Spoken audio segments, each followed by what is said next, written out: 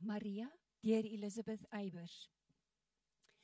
'n Engel het dit self gebring, die vreugde boodskap, en jy het 'n lofsang tot Gods eer gesing, Maria nooi uit Nasaret. Maar toe Josef van jou wou skei, en bure agterdog jou pla, het jy kon dink, dat eenmaal sou hy die hele wêreld skande dra? Toe jy soms met 'n glimlag langs jou liggaam stryk, die stilte instaar, wis jy met hoeveel liefde en angs sou hy sy hellevaart aanvaar? Die nag daar in die stal, geen een om in jou nood by jou te staan. Het jy geweet dat hy alleen Getsemane sou binnegaan? Toe vorste uit die ooste kom, om nederig hulde te betoon, wis jy hoe soldate hom tot koning van die volk sou kroon? En toe hy in jou arms lê, sy mondjie teen jou volle bors, het jy geweet dat hy sou sê, toe dit te laat was, ek het dors? Toe dit verby was, en jy met sy vriend Johannes huis toe gaan. Maria, vrou van smarte, het jy toe die boodskap goed verstaan?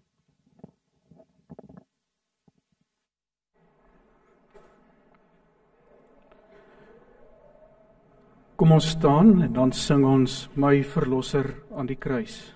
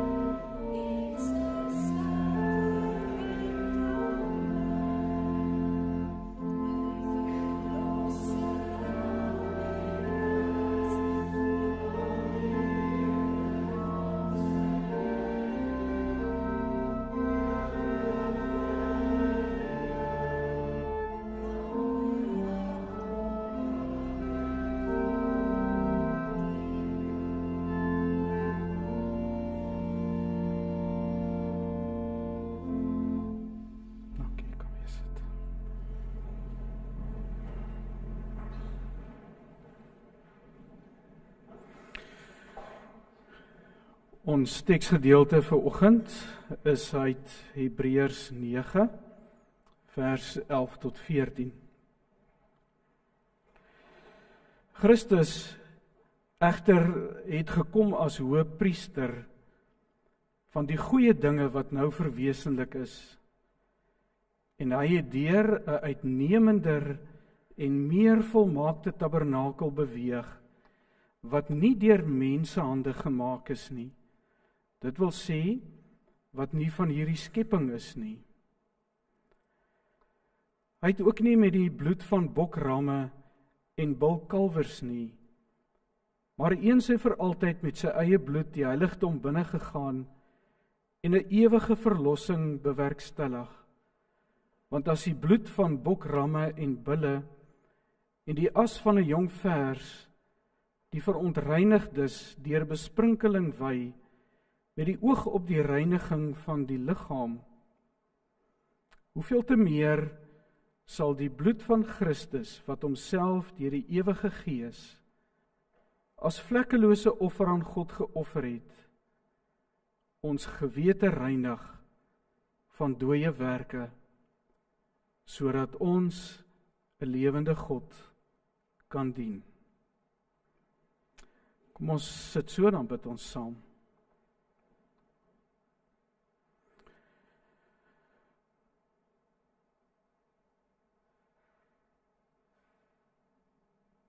Here, al wat ons eintlik net wil vra vanmôre, is help ons om u woord te verstaan. Help ons om die boodskap van Jesus se bloed goed te verstaan. Amen. 'n Mens lees so baie keer in die Bybel dat daar gepraat word van die bloed van Christus, of selfs ook van die bloed van Jesus. En 'n mens hoor ook, wanneer jy gelowiges hoor praat, hoor jy baie keer dat gelowiges ook baie gereeld hierdie uitdrukking gebruik, die bloed van Jesus. Partykeer sal 'n mens hoor dat mense sê, 'n mens pleit die bloed van Jesus oor jou. Of 'n mens sal hoor dat mense sê, ek staan onder die bloed van Jesus. Of dat die bloed van Jesus ons sondes vergewe en ons sondes reinig. Maar wat word regtig bedoel met die uitdrukking, die bloed van Jesus? Hoekom staan dit so in die Bybel? Hoekom staan daar nie net die kruisiging van Jesus of die dood van Jesus nie? Hoekom baie spesifiek die frase wat 'n mens partykeer raak lees, die bloed van Jesus? Nou, in hierdie teksgedeelte is daar eerstens twee goed wat ek net vinnig wil aanraak, wat ek dink belangrik is dat ons moet weet as ons wil praat oor die bloed van Jesus. En die eerste ding is dat in hierdie teksgedeelte word daar gesê dat die bloed van Jesus reinig ons gewete van dooie werke. En die eerste vraag wat by mense sal opkom is, wat is dooie werke? As 'n mens die hele Hebreër boek gaan lees, dan kom 'n mens agter dat die skrywer na dooie werke kan verwys op 3 maniere. En waarskynlik bedoel die skrywer dalk al 3 maniere wanneer hy praat van dooie werke. In die eerste plek beteken dooie werke dit wat sonde is. Die Griekse woordkonstruksie beteken eintlik letterlik werke wat tot die dood lei. Werke wat verwoes, werke wat vernietig, wat afbreek, wat ander vernietig en wat jou self vernietig. So in die eerste plek dui dooie werke gewoon net op die bose dinge wat mense doen, sonde doen. In die tweede plek kry mense ook in Hebreërs die gedagte dat dooie werke is rituele wat eintlik nie vir jou regtig iets kan doen nie. Soos byvoorbeeld die offerhandes wat in die Ou Testament gebruik is. Weer en weer en weer is daar offerhandes gebring, besprinkelings gebring, en hierdie handelinge kon eintlik nie regtig verandering in 'n mens bring nie. En dan sê sommige kommentare dat 'n mens ook op 'n derde manier na dooie werke kan kyk vanuit die boek Hebreërs. En dit is die tipe werke wat ons wil gebruik om onsself meer heiliger te laat word. Dat ek doen 'n klomp goed, ek gaan kerk toe of ek lees my Bybel of ek gee van my offergawe vir mense of ek help iemand en al hierdie baie dinge wat ek doen, laat 'n mens voel jy kom nader aan die Here, dat jou werke jou op 'n manier nader aan God bring, dat jy meer aanvaarbaar is by die Here, meer heiliger is by die Here. Waarom sou sulke goed dan bestempel word as dooie werke? Nie dat dit verkeerd is om dit te doen nie, maar wanneer dit gebruik word om nader aan die Here my nader aan die Here te bring, is dit vernietigend. Want al wat dit eintlik maar voed is my ego. Ek lyk vir myself beter, ek voel vir myself beter en ek dink ek lyk beter vir God ook. Ek kan daarom 'n klomp dinge doen om ook die Here te beïndruk, né? Dis die uitdrukking wat sê holy like an angel, proud like the devil. So goeie werke is waarskynlik al 3 van hierdie dinge gesamentlik. Dit wat tot niks lei, dit wat tot die dood lei, dit wat verwoes en vernietig. Maar dan is hier 'n tweede ding wat in hierdie teks oor gepraat word en dit is van ons gewete.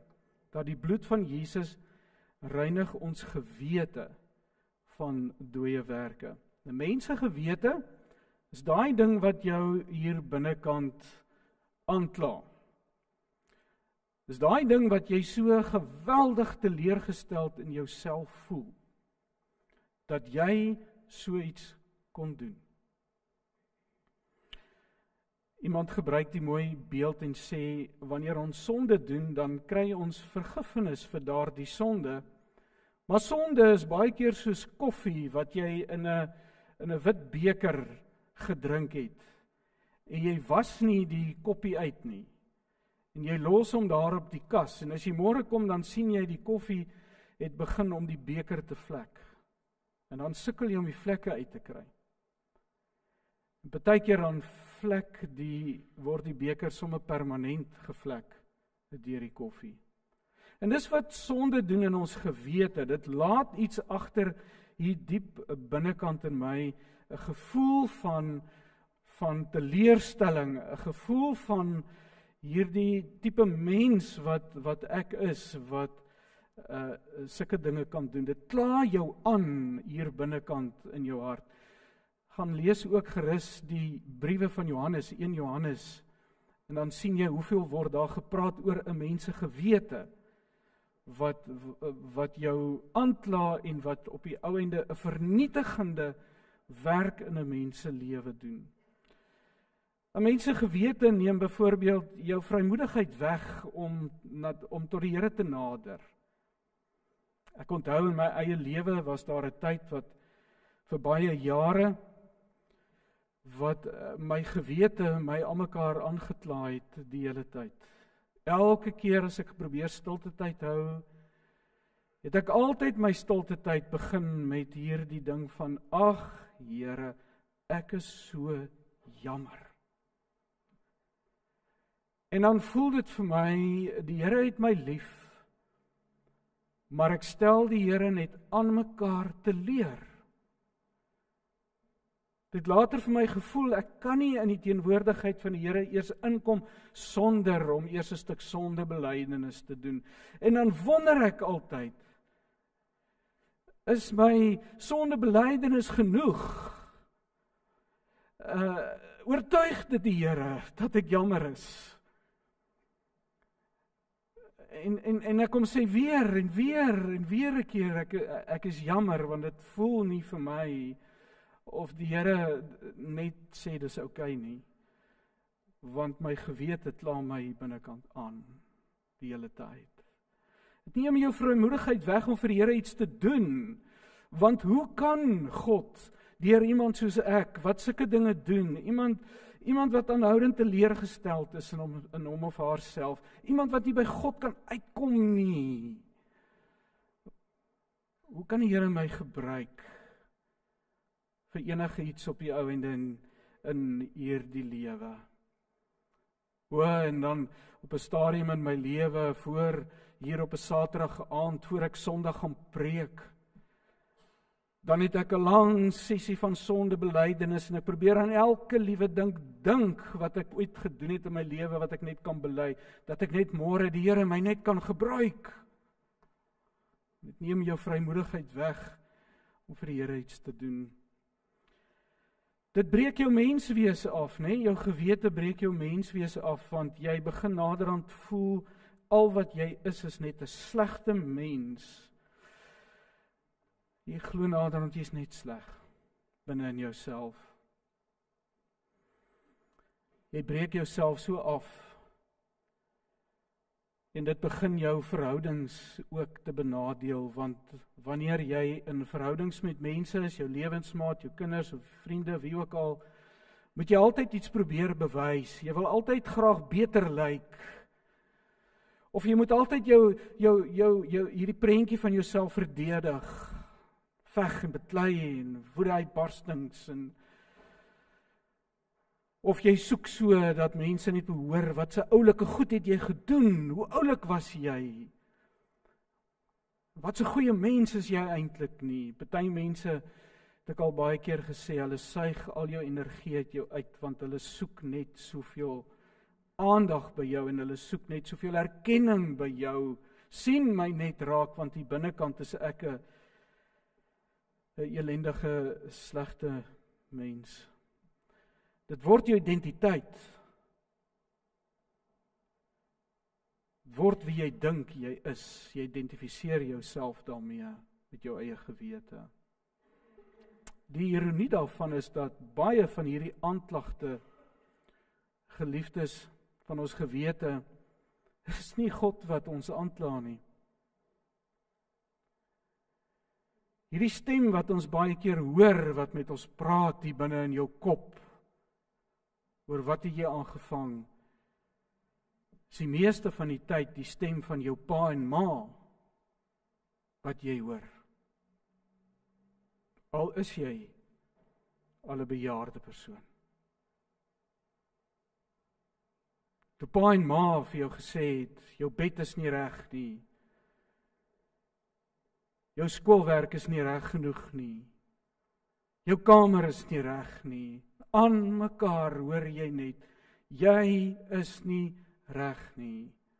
Ek het eendag vir 'n vrou wat naderhand begin drink het, omdat sy gevoel het, sy kon net nie die plaas wat haar pa agtergelos het vir haar om te bestuur, dat sy kry net nie hierdie plaas bestuur nie, sy maak 'n gemors van hierdie plaas en so aan, en ek het na 'n lang gesprek aan die einde van die gesprek vir haar gesê, kan ek net eerlik vir jou een ding sê, weet jy, dat jy nooit ooit jou dooie pa kan tevrede stel nie, in jou eie kop,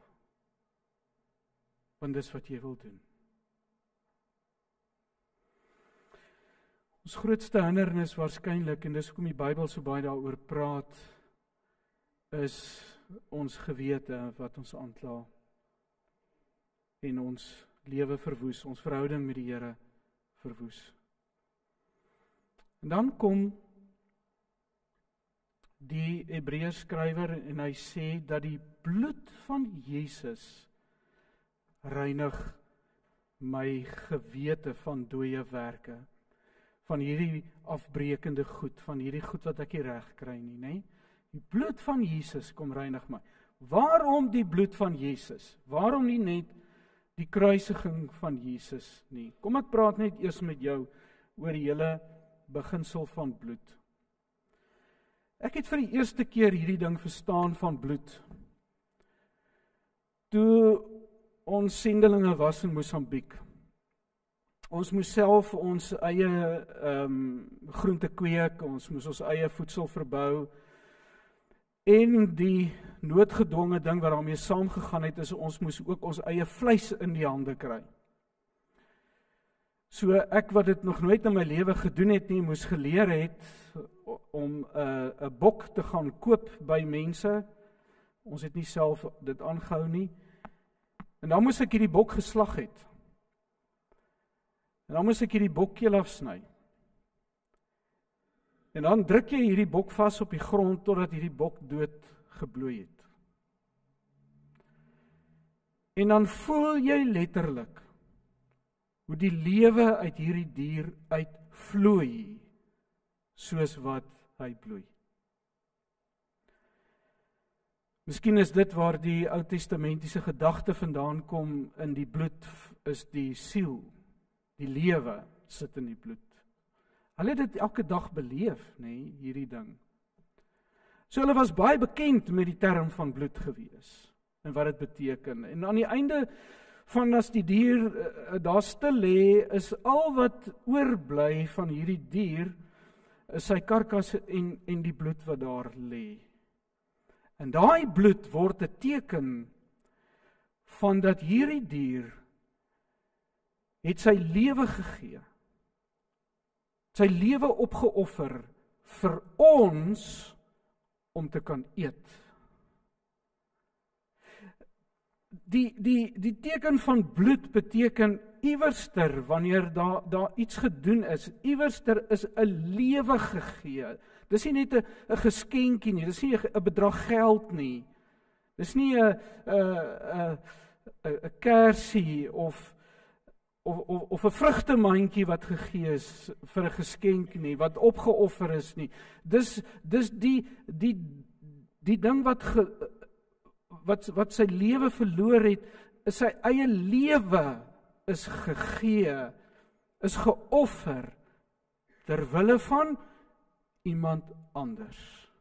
Terwille van die een wat dit gaan gebruik. Het jy geweet dat elke keer wanneer jy eet, het iets hulle self geoffer vir jou? Of dit nou die plant is, of dit nou die vleis is wat jy eet, die dier wat geoffer is, sy lewe prysgegee het vir ons om te eet. So die bloed was in die eerste plek, het mense geweet, as jy praat van bloed, dan beteken dit 'n lewe is prysgegee. Want jy sien die bloed wat oorgebly het van die lewe. Maar die belangrike ding van wat bloed gedoen het ook, of die metafoor wat rondom bloed gegaan het, was dat bloed het gewys op iets wat afgehandel is. As jy bloed gesien het, weet jy, dis afgehandel. Dis klaar, die ding is dood. Die lewe is reeds gegee. Hulle het selfs hierdie teken in die Ou Testament al reeds gehad, wanneer hulle die bloed besprinkel het as 'n teken van dis afgehandel. Die prys is betaal, die offer is geoffer. Hier word gepraat van die as van 'n jong vers. Hulle het 'n jong vers gevat en dan het hulle 'n jong vers buite die stad verbrand. Die hele karkas is opverbrand saam met die bloed en alles. En dan het hulle die as gevat en dit gemeng met water. En hulle het dit gehou, sodat wanneer iemand onrein sou raak, het hulle die as op iemand gesmeer of dit gesprinkel op iemand, en dan het dit iemand uiterlik rein gemaak. Wat het hulle gedink as hulle aan hierdie as gedink het, of hierdie handeling gedink het? Wat bly oor nadat iets uitgebrand het, is net die as. Die as was 'n simbool van, dis afgehandel. Dis uitgebrand. Al wat oorbly, is die afgehandelde offer, wat plaasgevind het.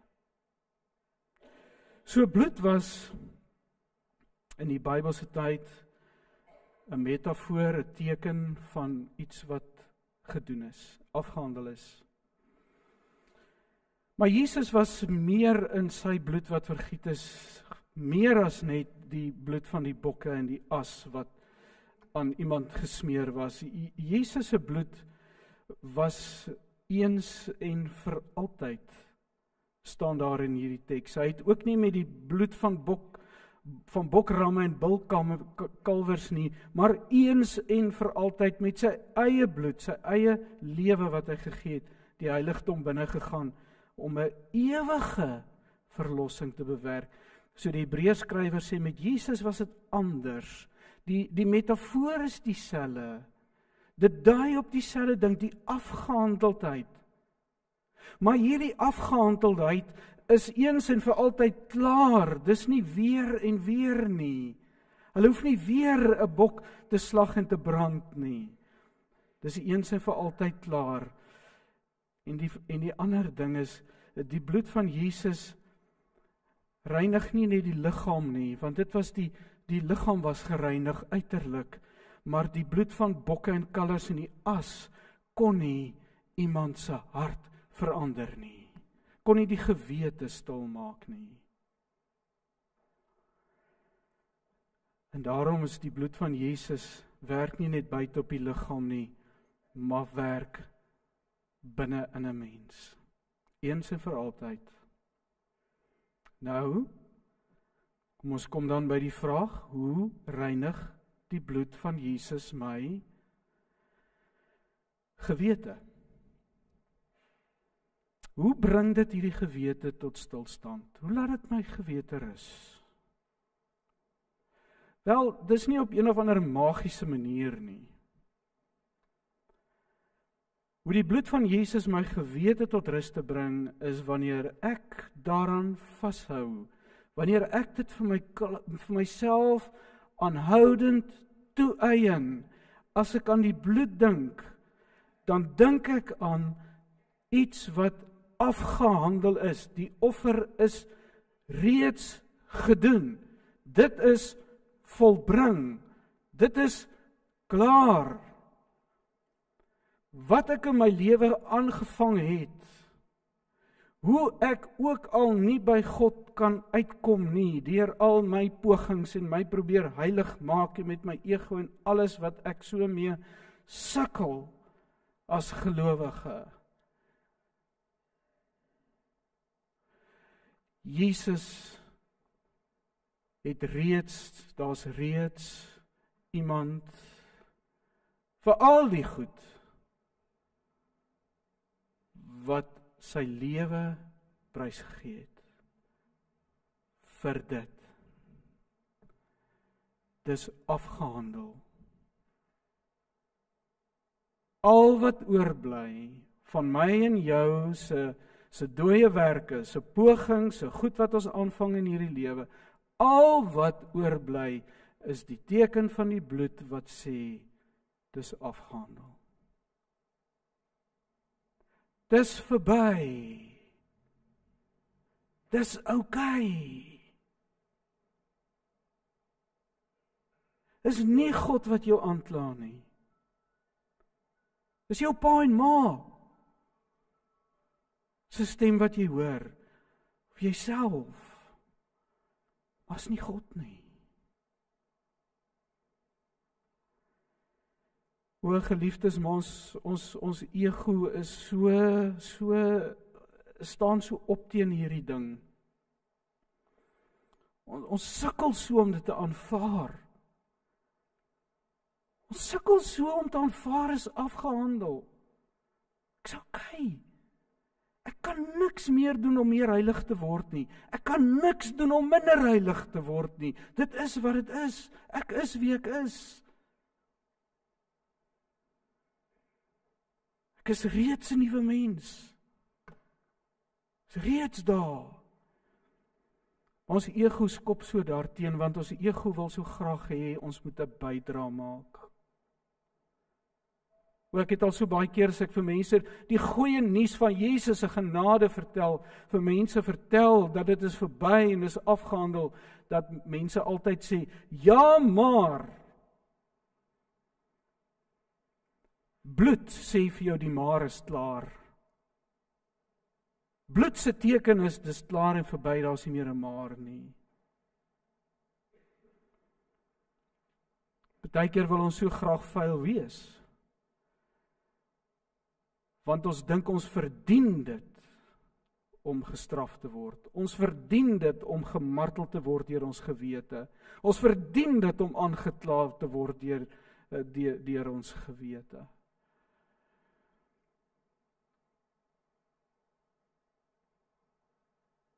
Ons ego bied so weerstand hierteen.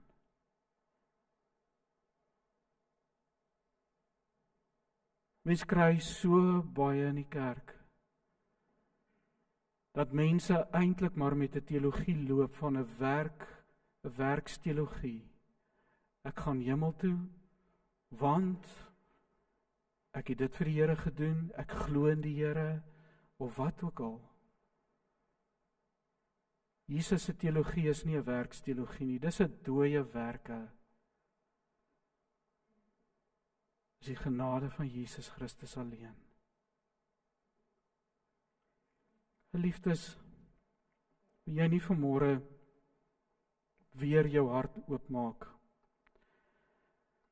Wil jy nie vanmôre weer kom aanvaar? Weer dit glo, weer dit net kom vat. Dat as hier gepraat word van die bloed wat ons gewete reinig, die bloed van Christus, wil jy nie weer dit kom vat vanmôre dat dit afgehandel is nie. Wat jy ook al aangevang het. Miskien was jy in die weermag op die grens gewees, die van die wat ouer was. En jy het dalk dinge op daardie grens gedoen wat jou vir jare jou gewete al ry.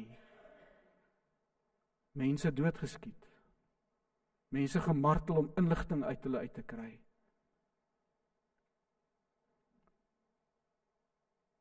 Miskien sit jy met hierdie diep geheim wat jy teenoor jou lewensmaat gedoen het wat niemand van weet nie. En dit ry jou. Miskien sit jy vanmôre met kinders wat jy groot gemaak het en jy weet jy het ook droog gemaak en jy weet jy moes seker goed nie gedoen het nie en vandag is jy so spyt daaroor en dit ry jou gewete ry jou.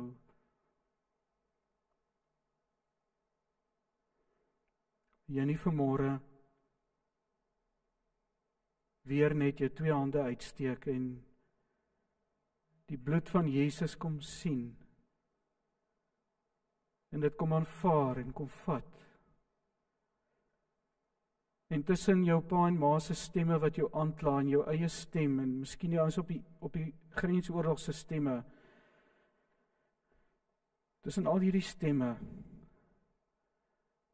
wil jy nie net hierdie een stem vanmôre kom hoor en daai een stem glo nie. Dit is volbring. Dit is volbring.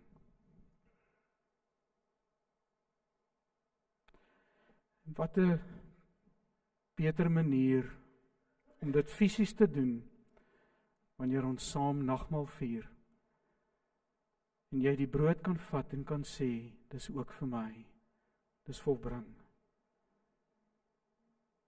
En die wyn kan neem en kan drink of die druiwesap en weet, ek vat dit vanmôre, Here. Ek vat hierdie bloed wat gevloei het. Dis ook vir my.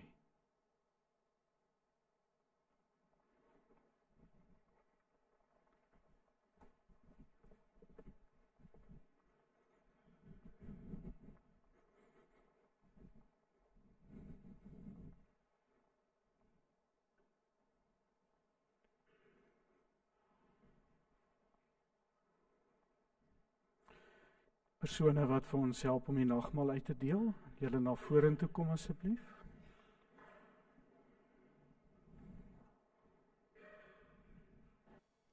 Iemand, kom ons bid saam.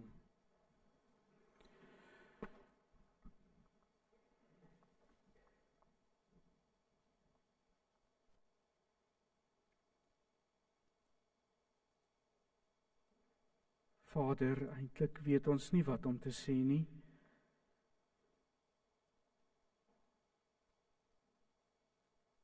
As om net hier te kom staan met oop hande en te ontvang. Net te ontvang. Uit die hart van God wat liefhet. Uit die hart van God wat genadig is. Uit die hart van God wat kom heel maak, wat kom herstel. Wat dit wat gebreek is kom heel maak. Dankie dat ons met oop hande vanmôre hier kan staan en net kan vat, ontvang.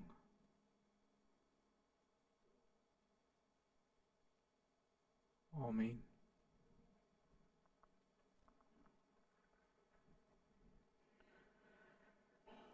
Die brood wat ons breek, is die liggaam van ons Here Jesus Christus wat vir ons gebreek is. Neem dit en eet en dink daaraan dat sy liggaam so gebreek is tot volkome versoening van al jou sonde.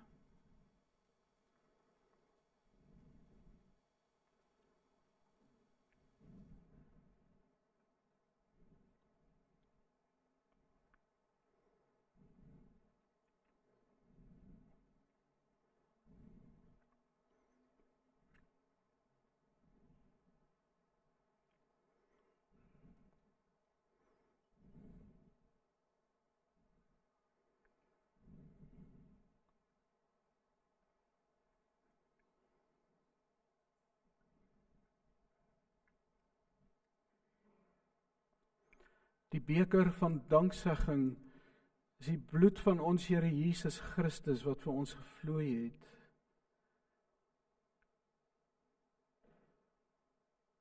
Is klaar, afgehandel. Neem dit en drink en dink daaraan dat jou sonde volkome voorbetaal is.